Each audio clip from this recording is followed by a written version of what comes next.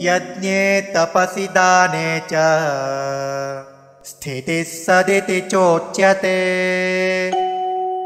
कर्म चैव तदर्थीयं सदित्येवाभिधीयते।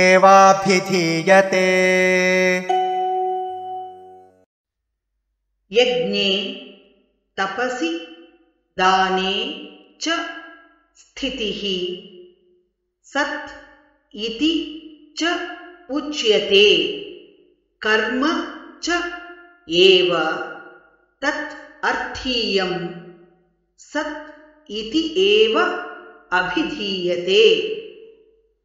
यज्ञे तपसि दाने च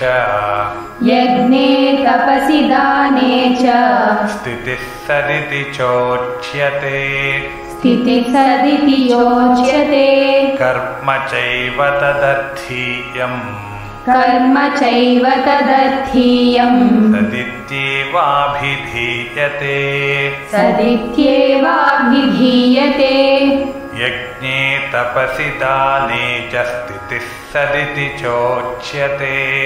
यज्ञे तपसि दाने च स्थितिः सदिति चोच्यते कर्म चैव तदर्थीयं सदित्येवाभिधीयते।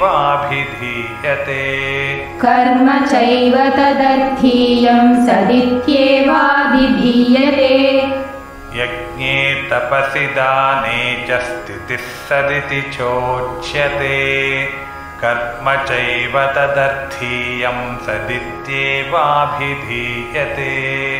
यज्ञे तपसि दाने च स्थितिः सदिति चोच्यते कर्म चैव तदर्थीयं सदित्येवाभिधीयते।